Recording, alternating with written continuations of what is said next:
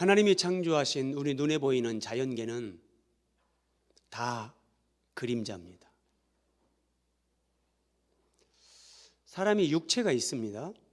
이 육체는 영혼의 그림자입니다.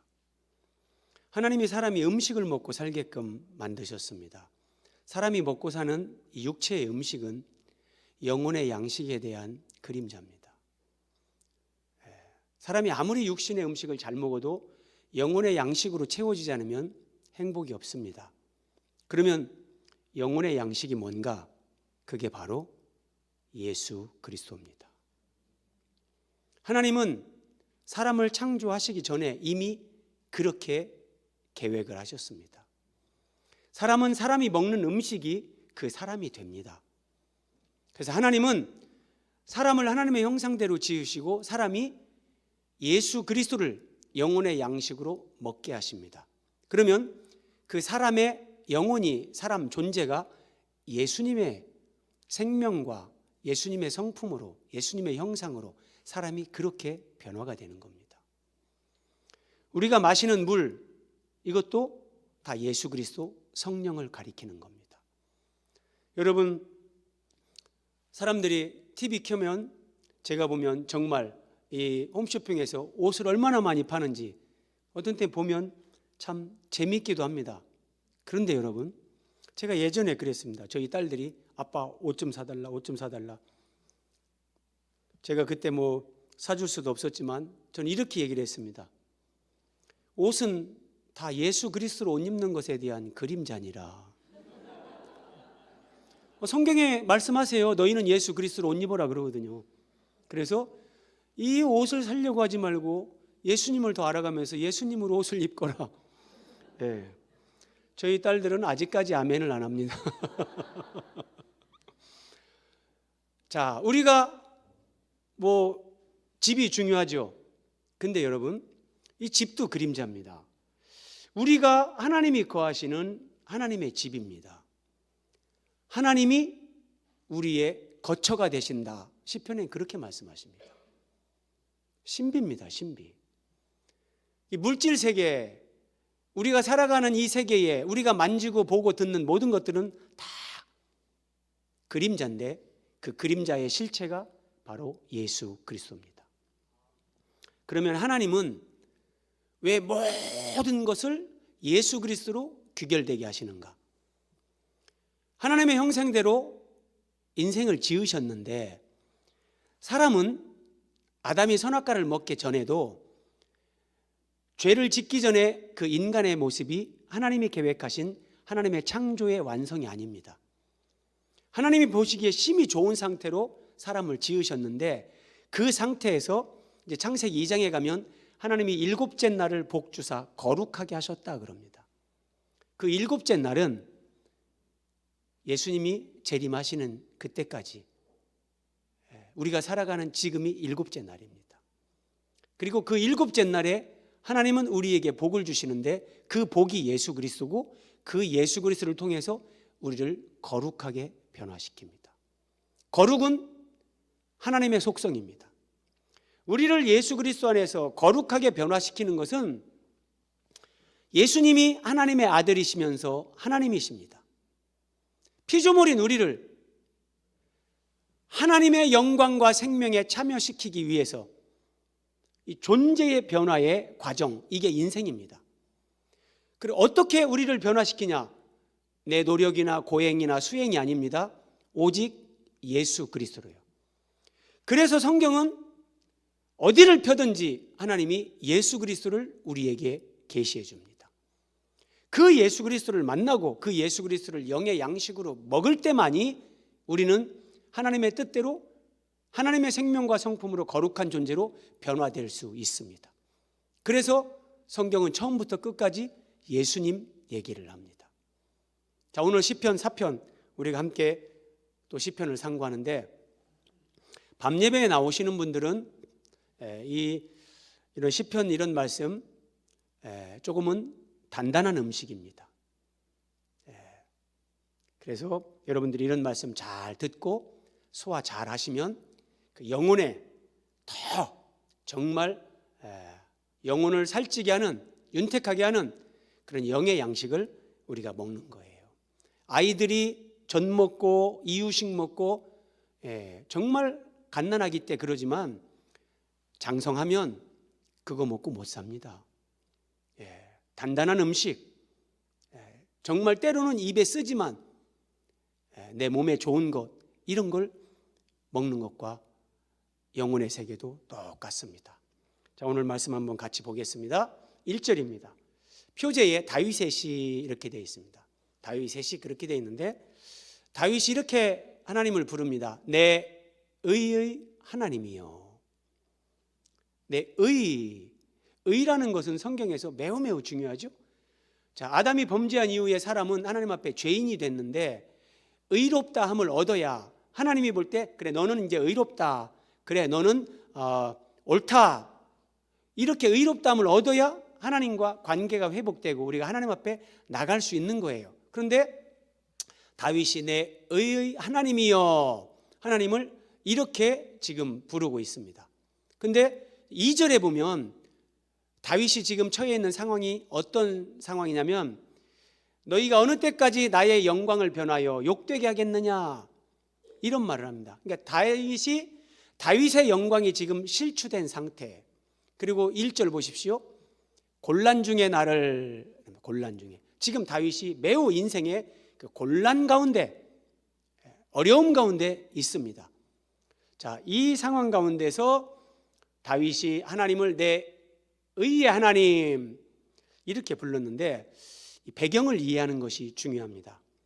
많은 신학자들은 시편 4편의 배경이 다윗이 그의 아들 압살롬이 반역을 일으키고 압살롬을 피해서 도망갈 때 지은 시다. 많은 신학자들은 이렇게 얘기를 합니다. 본문을 보면 그렇게 해석하는 것이 합당하다고 보여집니다. 그런데 그 유명한 칼빈은 2절에 어느 때까지 이런 표현이 나오거든요. 그러니까 다윗이 어느 때까지, 그러니까 이 기간이, 다윗이 지금 영광이 실추되고 고난을 당한 그 기간이 제법 긴 시간이라고 보는 거예요. 어느 때까지. 그러면 이 압살롬의 반역보다는 사울 왕에게 계속 쫓기는 그때가 아니었겠는가. 칼빈은 이렇게도 얘기를 합니다. 그러나 뭐 어느 쪽으로 이해를 하든지 큰 문제는 없는데, 저는 개인적으로 압살롬에게 쫓길 때다, 저는 그렇게 이해를 합니다. 왜냐하면 나의 영광을 변하여 욕되게 하겠느냐 그러거든요. 다윗이 그 영광이 변하여 욕되게 한다라고 할 때, 아직 사울이 다윗을 죽이려고 할 때는 다윗이 이스라엘의 실질적인 왕은 아니었기 때문에 조금 사울이 다윗을 죽이려고 하는 때보다 압살롬의 반역이 더 맞겠다, 저는 그렇게 생각을 하면서요.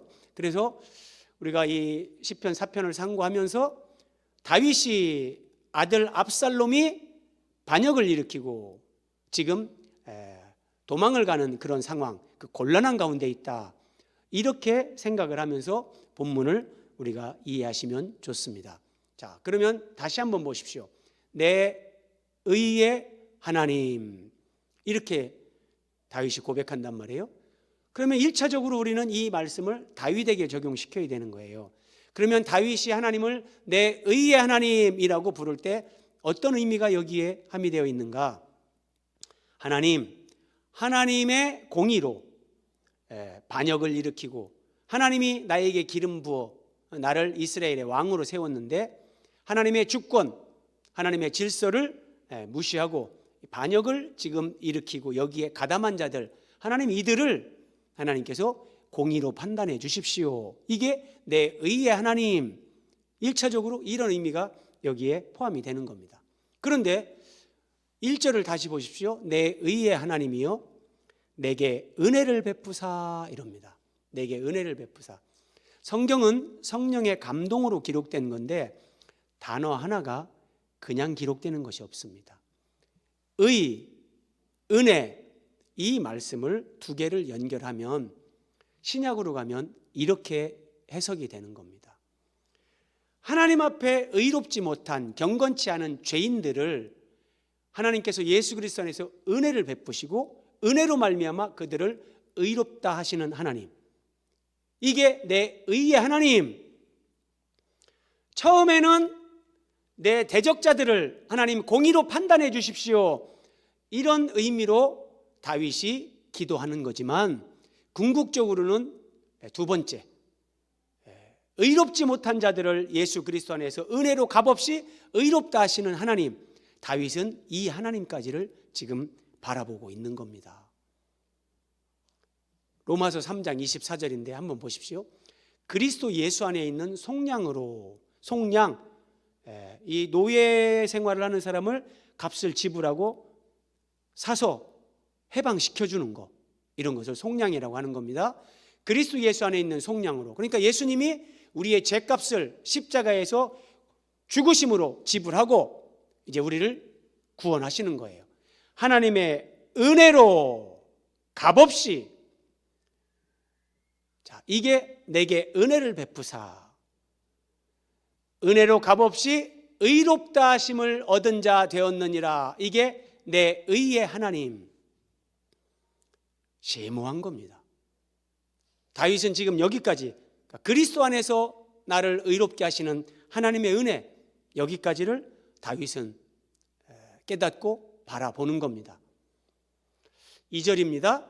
인생들아 어느 때까지 나의 영광을, 하나하나 생각하면 말씀이 꿀송이처럼 달고 맛있습니다. 자, 다윗이 나의 영광을 그럽니다. 그럼 다윗이 나의 영광이라고 할 때 그 영광이 뭐냐? 하나님께서 다윗에게 기름을 부어 이스라엘의 왕위에 그를 앉게 한 거예요. 이게 다윗이 얘기하는 나의 영광입니다. 그런데 어느 때까지 나의 영광을 바꾸어 욕되게 하며 거짓을 구하려는가? 다윗의 영광을 바꾸어 욕되게 했습니다. 모반을 일으킨 겁니다. 그래서 다윗이 이스라엘의 왕이었는데 체면 구기면서 도망갑니다. 아들과 싸우지 않기 위해서 도망가는 그런 의미들이 크지만, 어쨌든 왕이었던 사람이 반역에 가담한 무리들, 그들 때문에 도망가는 신세가 된 겁니다. 그래서 다윗이 나의 영광을 바꾸어 어느 때까지 욕되게 하겠느냐, 이렇게 얘기를 하는데 이게 1차적으로 이런 의미입니다. 그런데 여러분 2절을 다시 보십시오. 인생들아, 인생들아. 정상적으로 여기서 다윗이 말을 한다면 이렇게 표현을 해야 됩니다. 반역에 가담한 무리들아, 모반에 가담한 이 무리들아, 너희가 어느 때까지 나의 영광을 바꾸어 욕되게 하겠느냐, 이렇게 해야 맞습니다. 그런데 인생들아, 이렇게 얘기를 합니다. 인생들아, 이 표현은 지금 다윗이 성령의 감동으로 이 시편을 기록하는데, 이 시편이 다윗에 국한되는 것이 아니고 이스라엘에게만 국한되는 것이 아니고 지구촌 전체 모든 인생들에게 이 말씀이 해당되는 말씀이다. 그러면 이게 어떻게 이제 해석이 되는가? 다윗을 죽이려고 다윗의 왕권에 도전했는데, 이게 뭐냐면 만왕의 왕이신 예수 그리스도, 하나님의 아들이신 주님이 이 땅에 오시는 거예요. 그런데 그 예수님의 왕되심을 인정하지 않고 그 예수님을 배척하고 죽이는 겁니다.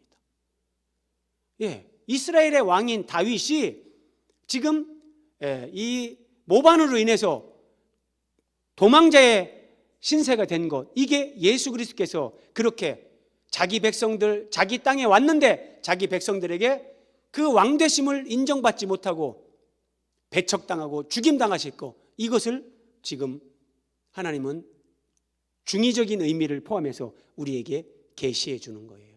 인생들아, 이것은 그래서 지구촌 전체 사람들, 하나님을 하나님으로 인정하지 않고 하나님이 보내신 예수 그리스도, 그분을 삶의 주인으로 왕으로 인정하지 않고 사는 사람들, 그래서 이렇게 되는 거예요. 인생들아, 너희가 어느 때까지 나의 영광을 바꾸어 욕되게 하겠느냐?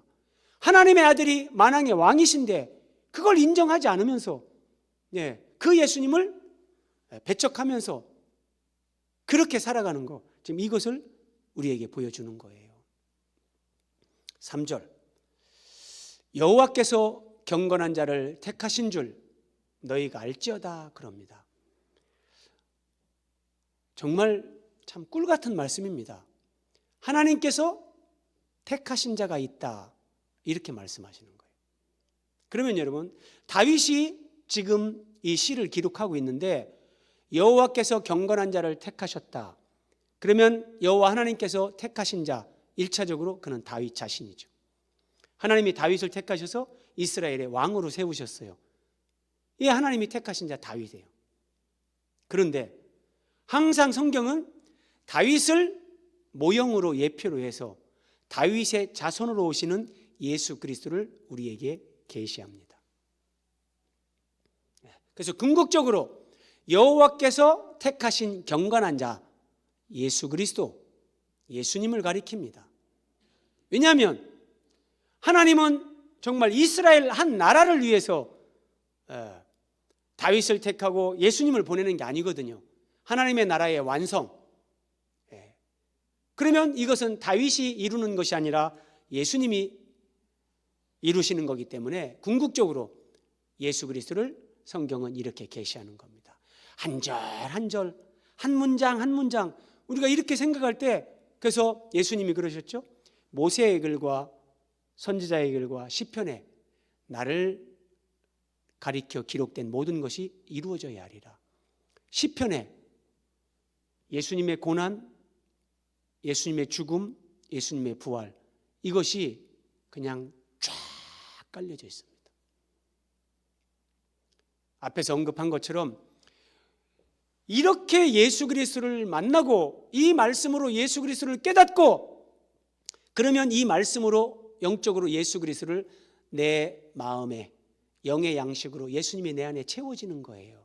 그러면 그 예수님으로 말미암아 우리가 영혼이 성장하고 내 존재가 변화되어지는, 하나님이 우리를 이 땅에 태어나게 하신 하나님의 뜻이 오직 예수 그리스도로 이루어지기 때문에 성경 어디를 펴든지 하나님은 예수 그리스도를 우리에게 이렇게 보여주는 겁니다. 알지어다, 여호와께서 경건한 자를 택하신 줄 너희가 알지어다 그럽니다. 너희가 알지어다. 그러면 다윗이 알지어다, 너희가 알지어다.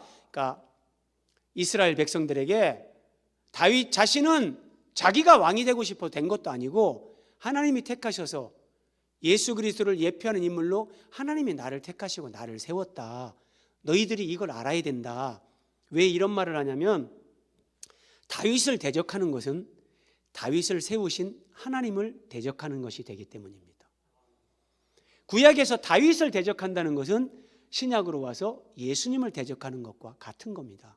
그래서 다윗이 자기의 왕권에 너희들이 막 복종하라 이런 얘기가 아니라 자신을 대적하면 그것이 자기를 세운 하나님을 대적하는 거기 때문에 그 백성들이 정말 재앙과 저주를 받지 않게 하기 위해서 이렇게 너희가 알지어다 얘기하는 거예요. 그러면 다윗에게 성령의 감동으로 이 시를 기록하게 하시는 성령님은 너희가 알지어다라고 할 때 궁극적으로 하나님이 택하신 자가 누군가, 하나님이 이 땅에 우리를 위해 보내신 자가 누군가, 그게 바로 예수 그리스도다. 성령님은 이 본문의 말씀을 통해서 우리가 예수님을 알고 예수님을 만나고 그 예수님으로 충만하게 되기를, 너희가 이걸 알지어다. 성령님께서는 다윗의 입술을 통해 우리에게 지금 이렇게 말씀하시는 겁니다. 자, 3절 다시 보십시오. 여호와께서 자기를 위하여 경건한 자를 택하신 줄 너희가 알지어다. 하나님께서 경건한 자를 택했는데 1차적으로 다윗을 택하시고 궁극적으로 예수님을 이 땅에 보내시는 거예요. 그런데 하나님께서 자기를 위하여 이렇게 하신다. 자기를 위하여. 굉장히 성경에서 중요한 이게 우리에게 보여주는 일관된 그런 관점인데요. 자, 한번 이 자기를 위하여 이 의미를 성경에서 확인해 보겠습니다. 아브라함이 이삭을 데리고 모리아산에 올라갑니다. 나무와 불을 가지고 아브라함과 이삭이 같이 올라갑니다. 이삭이 나무를 메고 이렇게 올라갑니다. 모리아산에 올라가다가 이삭이 아무리 생각해도 이상한 겁니다. 아버지, 이 번제에 쓸 불과 나무는 있는데 정작 번제를 드리러 가는데 번제할 양은 어디 있습니까? 이삭이 아브라함에게 물은 겁니다. 그때 아브라함이 이렇게 대답합니다. 내 아들아, 번제할 어린 양은 하나님이 자기를 위하여 친히 준비하시리라. 여호와께서 자기를 위하여 경건한 자를 택하신 줄을 너희가 알지어다. 하나님이 자기를 위하여 친히 준비하시리라. 1차적으로는 다윗이요, 궁극적으로는 예수 그리스도라고 말씀드렸는데 이 말씀을 한번 보십시오. 히브리서 10장 5절. 그러므로 주께서 세상에 임하실 때에 이르시되 하나님이 제사와 예물을 원하지 아니하시고, 구약을 배경으로 하는 얘기입니다. 구약 시대 때 이스라엘 백성들이 하나님 앞에 제사를 드리는 것, 그 제사를 통해서 오직 하나님 앞에 나아갈 수 있었는데 하나님은 그 제사와 예물을 원하지 않으셨다. 오직 하나님이 한 몸을 예비하셨다 그럽니다. 한 몸을 예비하셨다. 이게 하나님의 아들을 사람의 아들로, 사람으로 보내시는 것, 그래서 한 몸을 예비하는 거예요. 한 몸을요. 하나님이 자기를 위하여 준비한 어린 양, 아브라함이 얘기했잖아요. 하나님이 자기를 위하여 친히 준비하시리라. 그게 바로 예수 그리스도고, 하나님이 자기를 위하여 택한 자, 다윗이 성령의 감동으로 기록한 그 택한 자도 예수 그리스도. 여러분, 신비입니다. 신비. 사람은 예수님으로 충만해질 때 거기에서 변화가 일어납니다. 진정한 자유와 행복을 경험합니다. 나를 결박했던, 나를 얽매이게 했던 그 모든 것들로부터 자유케 됩니다.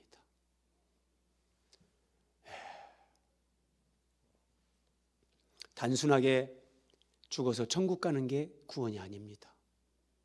예수 그리스도의 형상, 예수 그리스도의 생명과 성품으로, 그런 존재로 그 변화를 이루어서 우리는 예수님의 몸의 지체로, 예수님의 신부로 우리는 하나님 나라에 입성하는 겁니다.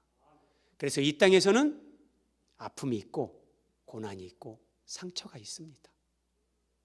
다 있습니다. 낙심하지 마십시오. 우리는 한 생을 살다 가는데 여러분, 이렇게 살아도 한 생, 저렇게 살아도 한 생. 그런데 예수 그리스도 안에서 우리에게는 하나님의 약속된 보장이 있는데, 우리가 정상적으로 하나님 앞에 믿음으로 살기만 하면 우리는 주님과 더불어 영원히 왕노릇하는 예수 그리스도의 신부로서, 정말 여러분, 우리가 신데렐라가 된다니까요. 자매님들이 아멘을 안 하시고 김차동 집사님이 혼자 아멘을 감사합니다. 우리가 다 신데렐라가 되고, 우리가 정말 정말 신데렐라는 어려서 온갖 고생하고 좀 부엌에서 일하고 그러는데 어느 날 여러분 그냥 운명이 바뀌는 겁니다. 하나님 나라의 왕자이신 예수 그리스도, 그분으로 인해서 우리가 그 영광에 참여한다니까요. 그래서 이 땅에 살면서 낙심하지 마시고 땅의 것에 너무 그렇게 막 죽고 사는 것처럼 그렇게 목숨 걸지 마십시오. 조금 늦게 가도 괜찮고요. 괜찮습니다.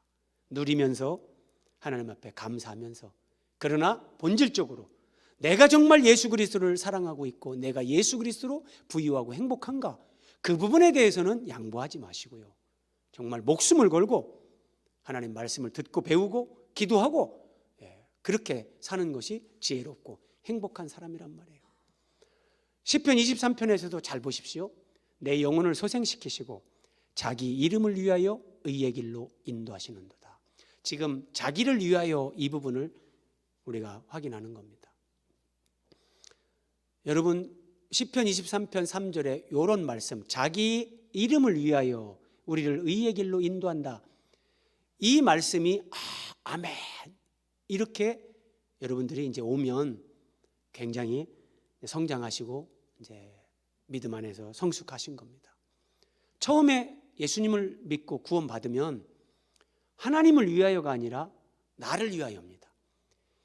내가 천국 가고 내가 뭐 막 좋고 뭐 나를 위하여인데, 이제 신앙이 성장하고 이렇게 자라가다 보면 아, 그렇구나, 하나님을 위하여. 왜냐하면 자기 이름을 위하여 그러잖아요. 아담이 하나님의 형상대로 지음을 받았는데 그 아담이 하나님의 말씀에 불순종하고 뱀의 말을 듣고 선악과를 먹었습니다. 하나님의 이름, 하나님의 명예, 하나님의 영광은 완전 땅에 떨어졌습니다. 사탄이 하나님 앞에 조롱하는 거예요. 하나님, 전능하신 창조주 하나님이시라면서요. 하나님, 당신이 만든 이 피조물이 내 말을 듣고 이제 내 종이 됐는데, 아, 하나님이 할 말이 없는 겁니다. 그런데 그래서 이제 예수 그리스도 안에서 하나님은 우리가 어떤 상황에서도 하나님 말씀에 순종하며 죄를 이기고 마귀를 이기고 욕심을 이기는 사람들이 되는 길을 하나님은 우리에게 그걸 기대하시는 겁니다. 이게 자기 이름을 위하여 우리를 의의 길로 인도하신다. 그래서 우리의 삶에 내가 어떻게 믿음으로 사는가, 여기에 하나님의 이름에 명예가 걸려 있습니다. 아이고 뭐 대충 살고 뭐 죽을 때 천국이나 가고 그래가지고는 하나님의 이름의 명예가 회복되지 않습니다. 여러분, 욥 보세요. 욥. 전 재산을 하루아침 다 날립니다. 10자식이 죽었습니다. 자기 몸에 병이 왔습니다. 그래도 믿음을 저버리지 않습니다. 주신 자도 여호와시요 취하신 자도 여호와시오니 여호와의 이름이 찬송을 받으실지로다. 그때 여러분, 천상에서는 하나님이 아마도 이렇게 말씀하시는 겁니다. 사탄아, 네 봤나? 네 우스 땅에 욥 봤나? 이봐라. 하나님이 자랑하는 겁니다. 하나님의 이름에 합당한 영광이 돌려지는 겁니다. 근데 그리스도인들이 돈 앞에 무릎 꿇고 자기 자존심 때문에, 세상에서 내가 누릴 그 영광 때문에 내 신앙 양심을 버리고 하나님 앞에 믿음으로 살지 않으면, 이게 자기 이름을 위하여 우리를 의의 길로 인도하시는 하나님의 뜻대로 살지 못하는 거예요. 자, 시간 관계상 2절 건너뛰고 6절, 여러 사람의 말이 우리에게 선을 보일 자 누구뇨? 우리에게 선을 보일 자. 쉽게 얘기하면 구원자를 찾는 겁니다. 우리에게 선을 보일 자. 부자 청년이 와서 예수님에게 그랬죠. 선한 선생님이요, 내가 무엇을 하여야 영생을 얻겠습니까? 예수님이 말씀하십니다. 네가 어찌하여 나를 선하다 하느냐. 이 말씀을 오해하시면 안 됩니다. 예수님이 나는 선한 존재가 아니다 그렇게 얘기하는 게 아니고, 예수님이 이렇게 말씀하시죠. 하나님 한 분 외에는 선한 이가 없느니라. 예수님이 이렇게 말씀하십니다. 그럼 그게 무슨 말입니까? 네가 나를 선한 선생님이라고 부르는데 선한 이는 하나님 한 분밖에 안 계시다. 내가 바로 그 하나님이다. 너희의 구원자다. 역설적으로 이렇게 가르쳐 주는 거예요. 네. 자, 우리에게 선을 보일 자 누구뇨? 예수님, 구원자. 이걸 찾는 표현입니다. 여호와여, 주의 얼굴을 들어 우리에게 비추소서. 하나님께서 얼굴을 우리에게 비춘다. 하나님은 빛이시잖아요. 그러면 우리에게 하나님이 얼굴을 든다는 것은 하나님의 빛이 우리에게 비치는 건데, 이거는 매우 심오합니다. 성경 처음부터 끝까지 구속사적으로 연결이 되는데 그 부분을 간략하게 한번 확인해 보겠습니다.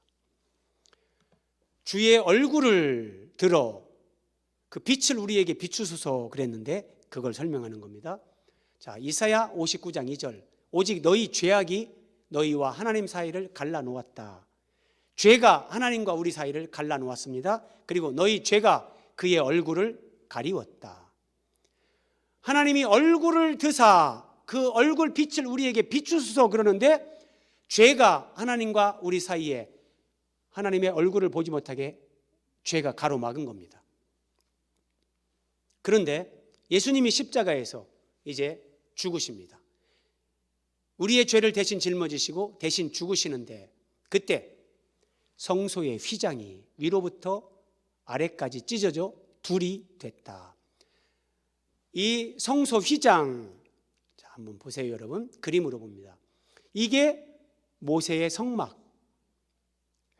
솔로몬이 이제 건물 성전을 짓기 전에 이스라엘 백성들이 광야 이동할 때 하나님이 짓게 했던 성막, 이동식 성막입니다. 자, 여기 덮개가 이렇게 덮여 있는데 이 덮개를 벗기면 이렇게 해야 됩니다.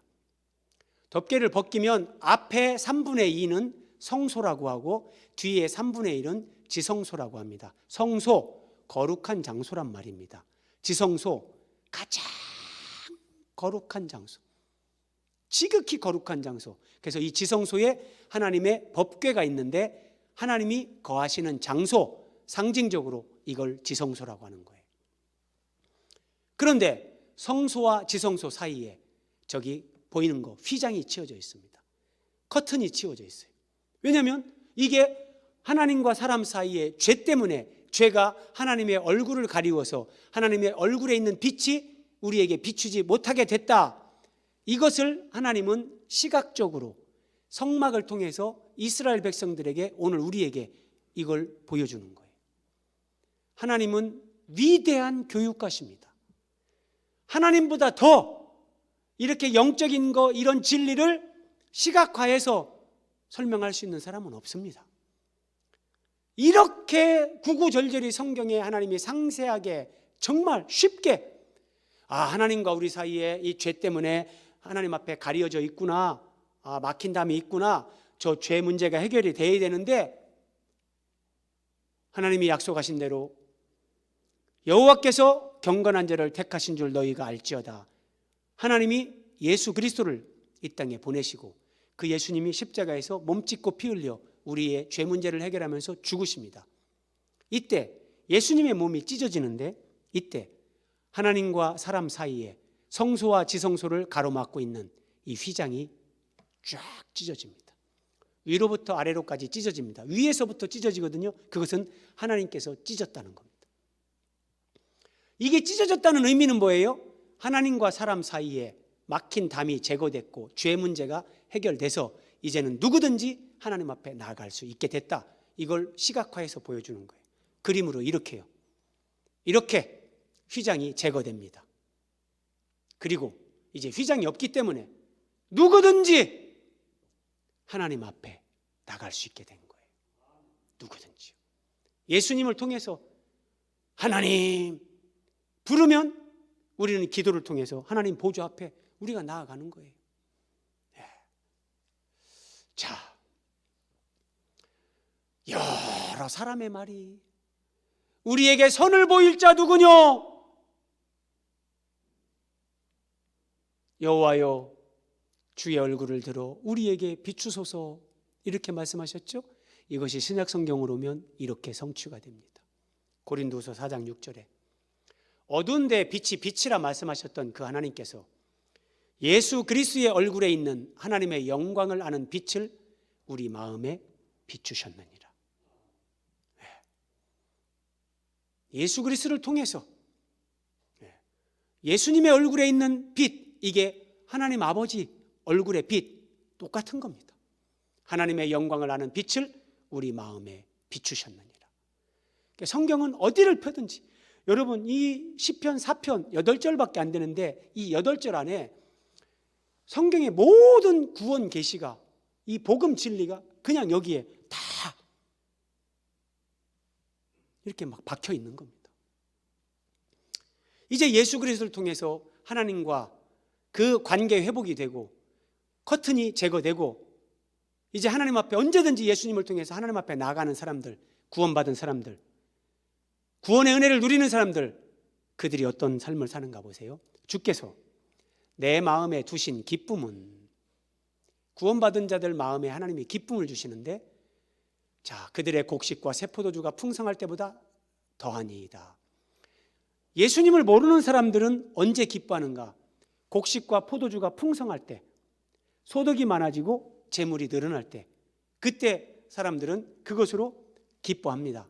그런데 예수님을 알고 예수님을 믿고 믿음으로 살아가며 구원의 기쁨을 누리는 사람들, 그들은 주께서 내 마음에 두신 기쁨은 불신자들이 소유가 많아지고 재물이 많아지는 것, 그것으로 누리는 기쁨과 비교할 수 없이 내 마음에서, 하나님이 내 마음에 두신 기쁨, 이 마음 안에서 이 구원의 기쁨, 구원의 감격, 이것이 흘러 넘치는 겁니다. 흘러 넘치는 거예요. 한번 보십시오. 불신자들은 그들의 곡식과 그들의 포도주가 풍성할 때 기뻐하죠. 하박국 선지자가 이렇게 노래합니다. 비록 무화과 나무가 무성하지 못합니다. 포도나무에 열매가 없습니다. 감람나무에 소출이 없습니다. 밭에 먹을 것이 없습니다. 우리의 양이 없습니다. 외양간에 소가 없습니다. 그런데 나는 여호와로 말미암아 즐거워하며 나의 구원의 하나님으로 말미암아 기뻐하리로다. 없고 없을지라도 나의 구원의 하나님 예수 그리스도로 말미암아 즐거워하고 기뻐하는 겁니다. 여러분, 이 고백까지 가야 됩니다. 예수님이 모든 것의 모든 것이라는 것. 그러면 이 고백이 나옵니다. 이스라엘 백성들은 광야에서 하나님 우리는 만나밖에 없습니다. 만나밖에. 무서운 죄입니다. 그 만나가 하늘의 양식인 예수 그리스도를 예표하는 겁니다. 이렇게 얘기하는 거랑 똑같습니다. 하나님 우리한테는 예수밖에 없습니다. 예수밖에. 그래서 그들은 광야에서 다 죽습니다. 하나님이 예수님을 주셨다는 건 모든 걸 다 주신 겁니다. 하나님 자신을 준 건데, 생명이시고 진리이시고 거룩하신 하나님 자신을 준 건데, 그런데 이거밖에 없습니다. 이게 그리스도를 모독하는 겁니다. 자, 말씀을 마무리합니다. 8절, 내가 평안히 눕고 자기도 하리니. 우리가 지난 시간에 시편 3편을 묵상했는데 시편 3편에서는 이런 말씀이 나왔죠. 내가 누워 자고 깨었으니. 자, 시편 3편에서 내가 누워서 자고 깼다. 그러니까 아침에 일어나는 거예요. 아침에 일어나면서 하나님 앞에 감사. 그런데 시편 3편의 배경이 뭐냐? 다윗이 압살롬을 피해서 도망가는데 천만인이 나를 애워싸 진칠지라도 이렇게 얘기하거든요.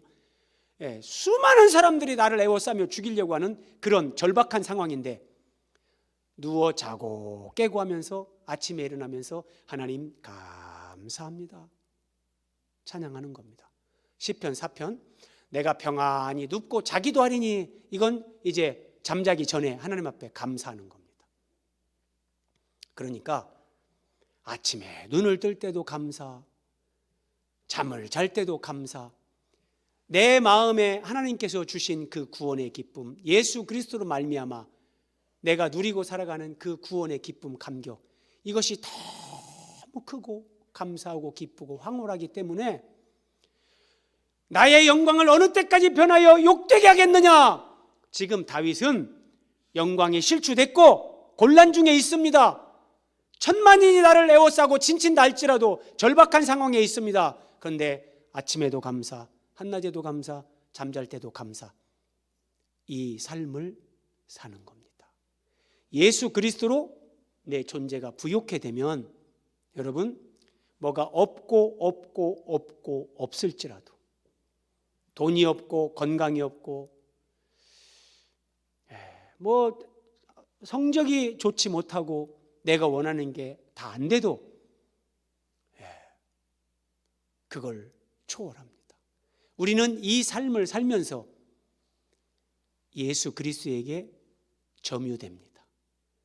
이제 사나 죽으나 내가 주님의 것이라는 그 고백을 하는 사람들이 되는 거예요. 네.